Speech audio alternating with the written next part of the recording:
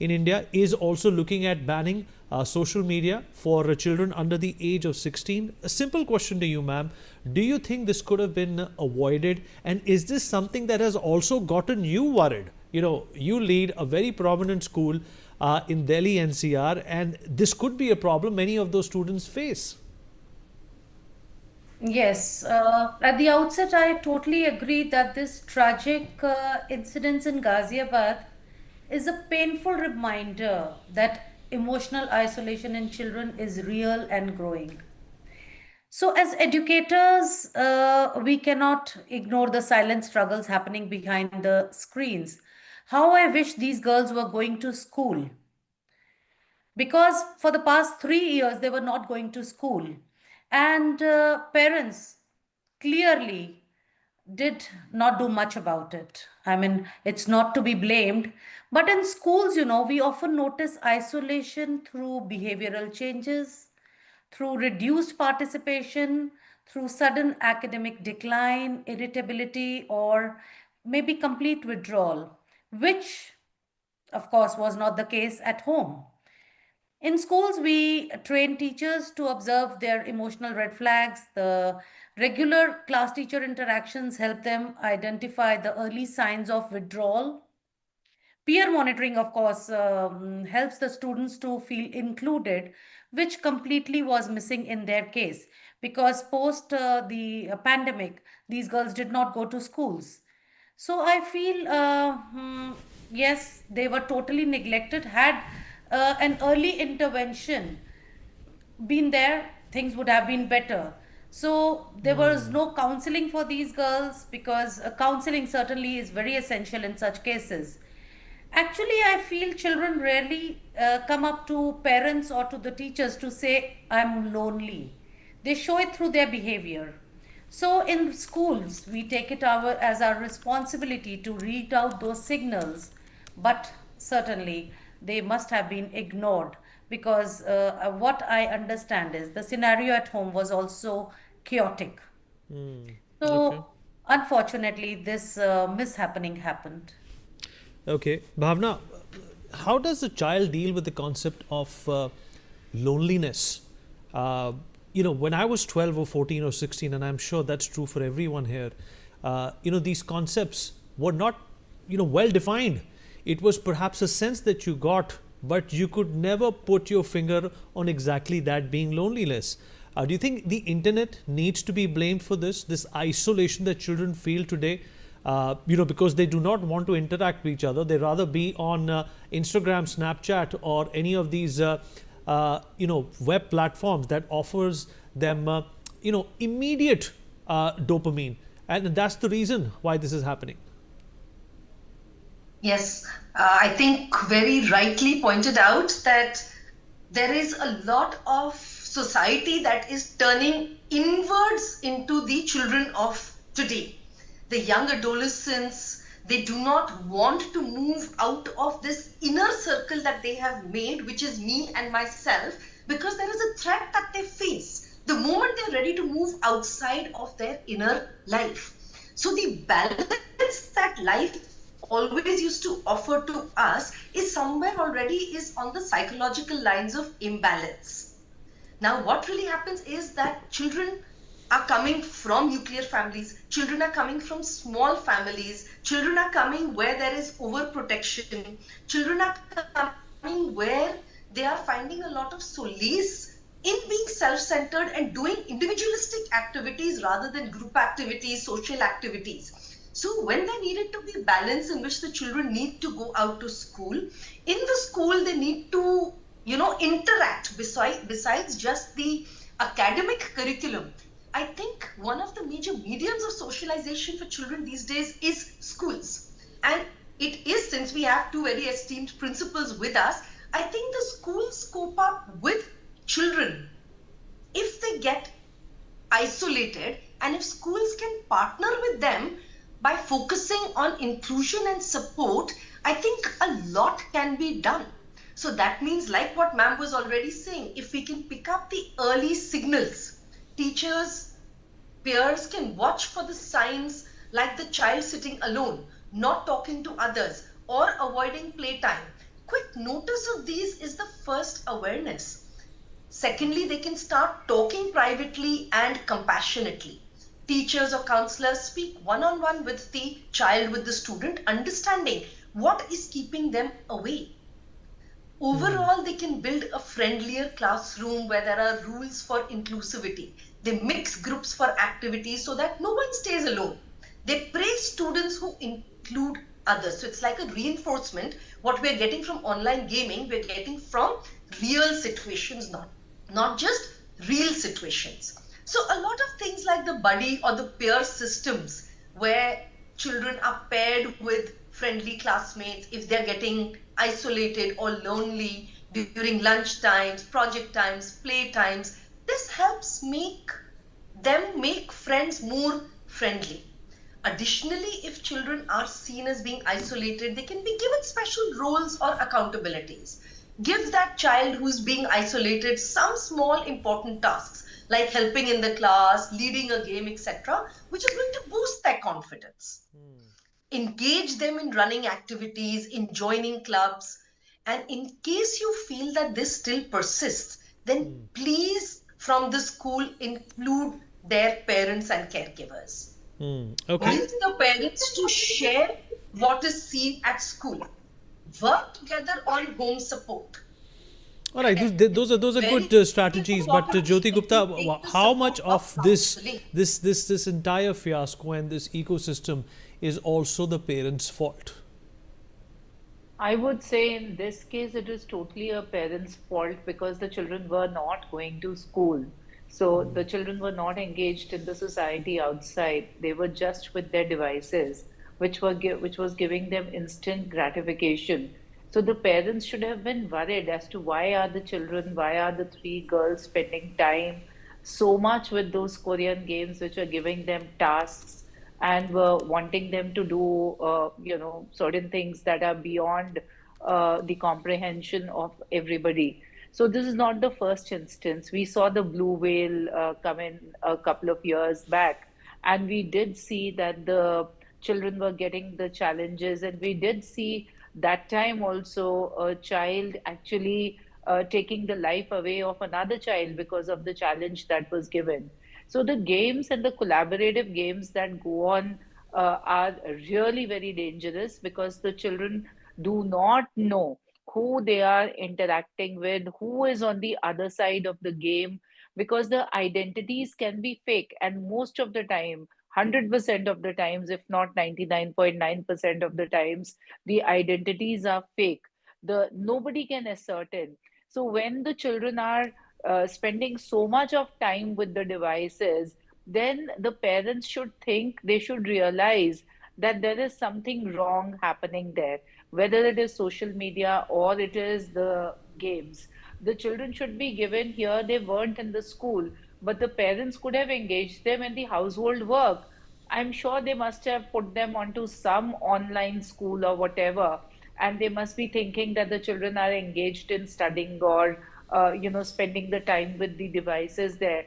But it is more important that we engage the children in more meaningful tasks, even if it means that you are engaging even if it means that you are engaging the child in household work, you are engaging the child in going to the park and spending some time, doing some stories, doing some dinner table talk. So that means there was no connect between the parents and the children, and those three girls were amongst themselves. They were playing amongst themselves. They were talking about the challenges, and they also took the decision of committing suicide together.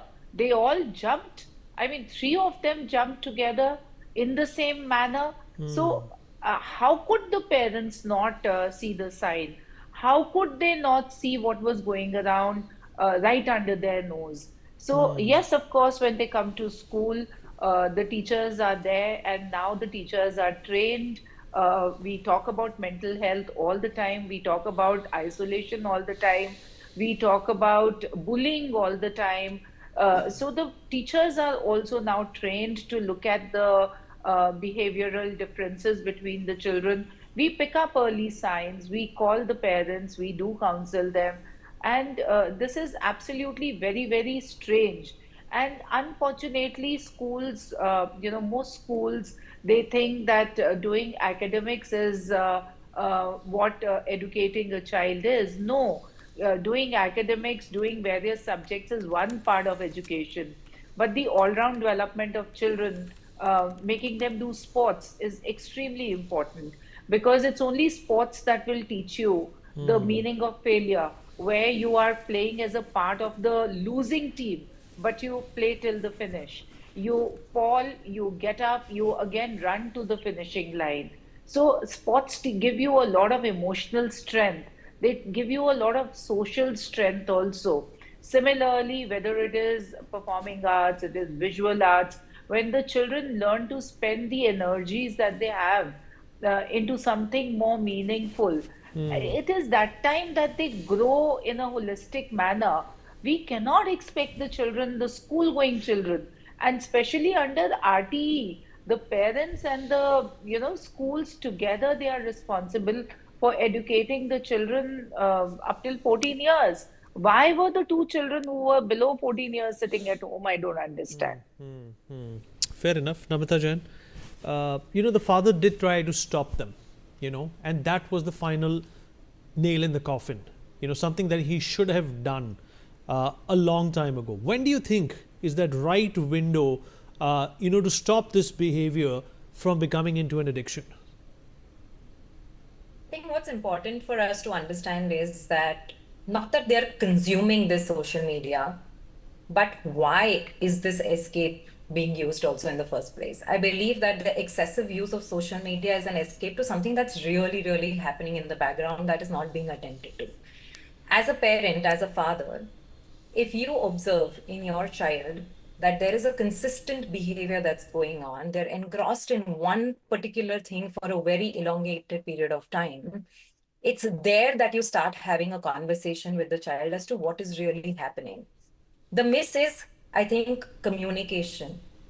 There's a big lack of communication that probably has happened in this case, where parents were busy in their own challenges that they were facing, and children then used this as a way to escape and pass time, or even go through boredom, which often is not noticed because parents feel like children are engaged and that's fine.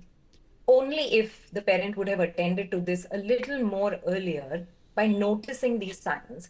I somewhere also feel that parents are not educated enough to pick these signs yet. And so it's so important for schools to also encourage parenting sessions, which I know most schools do, but laying more emphasis on especially the use of media for them to constantly keep, sharing with children, saying that there is a difference between real life and real life, and the kind of consumption of content that they're doing, because most of the times they believe that is real and they start living that. Making sure that taking that time out to explain children of where to draw that boundary, to understand that this is something that I'm going beyond realistic, I think is the primary base we need to work on right now. But Alka Kapoor, ma'am, there's no regulation when it comes to the usage of the internet. When Bitcoin was launched, immediately the government jumped and said that we need to regulate this. This can go south. It can adversely affect a number of individuals. Although this danger is a lot more grave, than the danger that Bitcoin or any other element has brought about to mankind in the last few decades. Do you think that family values are also at a point of being broken down? Nobody's really talking about them. Everybody is a wannabe influencer nowadays. Totally agree. Totally agree to this. How can we stop our children from using mobile phones or the internet? When parents, when they wake up, the first thing they want is the phone in the hand. So, we see memes that the toilet pot is becoming the new phone booth these days. So, parents themselves are so much addicted, and this addiction is You're quite right about not that, ma'am. just People are about spending substances. 70 hours annually more than they did Precisely. in the toilet than they did a decade ago.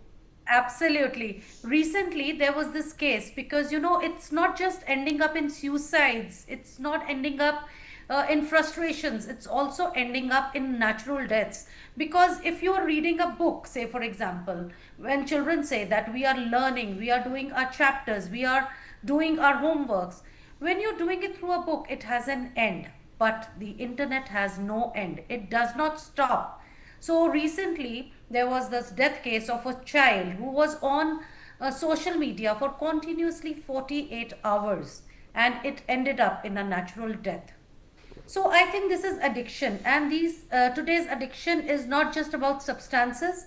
It's about screens, gaming, social media, and validation. So when they are into these apps, even the adults for that matter, the rewards that come, when they do a task, they start jumping with joy. It's a kind of gratifying for them, as Jyoti ma'am said.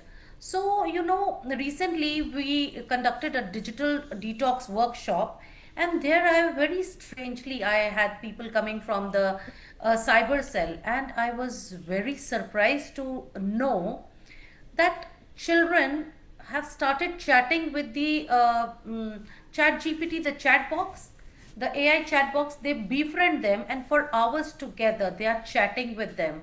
So in one case in the US, the chatbot got so much frustrated with this child that he suggested, why don't you commit suicide? And the child actually committed suicide. Recently, this same case happened in India, where the sister was sitting next to the child. She heard the conversation between the chatbot and the child, and she could stop that suicide. So, parents need to understand the risks behind excessive use of phones and mobile phones. In the first instance, I don't understand why a grade 12-year-old child should have a smartphone in hand. When parents come up to me and they say it's for the safety, children are coming to school, they have to go for their tuitions. So why don't you give them a talking phone? Why a smartphone? Because it is certainly addictive. And when you talk about the role of schools, I feel schools do conduct digital detox workshops and have regular sessions with the psychologist.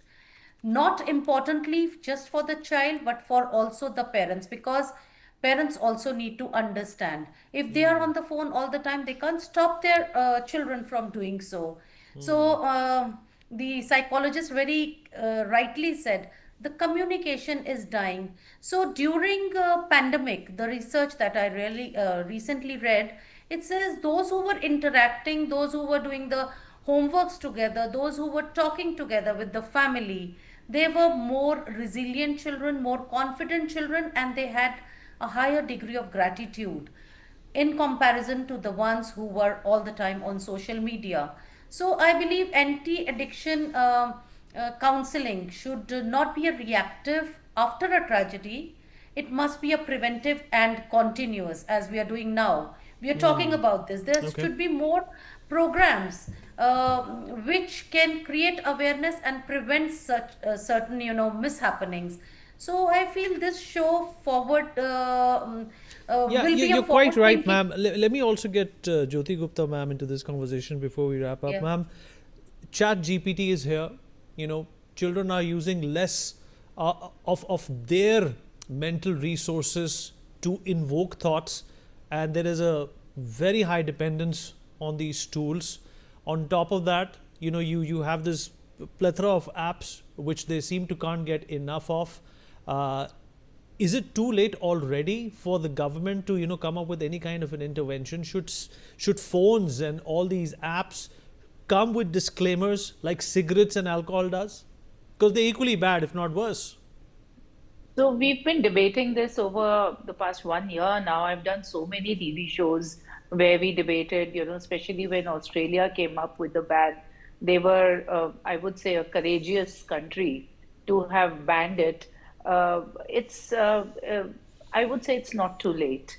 And the generation who we are dealing with, and on one side, we say this is the generation who's going to take us towards Viksit Bharat in 2047. If we are going to make them, if we are going to cripple them with the devices, I don't think that they're taking us towards Viksit Bharat. It is important that these children be independent, be innovative, be playing. Their all-round development is going on in the schools for these children. They are educated. They are not just literates, but they are educated. They have life skills. They should be high on their emotional quotient. Yes, the IQ is important, but so is EQ. And the life is run through EQ more than the IQ. Fair So enough, ma'am. it's very important that these children play, interact with each other. Anyways, we are talking about communication, collaboration, critical thinking, So all in all, ma'am, and we have a creativity. paucity of time, but what everybody perhaps So I would like gives a to add consensus here to, that, ma'am, we have run out of time. Everybody is given a I consensus to that well, we need to keep, ma'am, we have run out of time. I apologize that we need to keep it simple. We need to, in fact, invoke the thoughts that we used to have when we were growing up. Without deploying too much technology into this ecosystem, because that's where the problem is. Apologies, we've run out of time, but we nevertheless have had a formidable discussion. We take a short break. We'll be right back.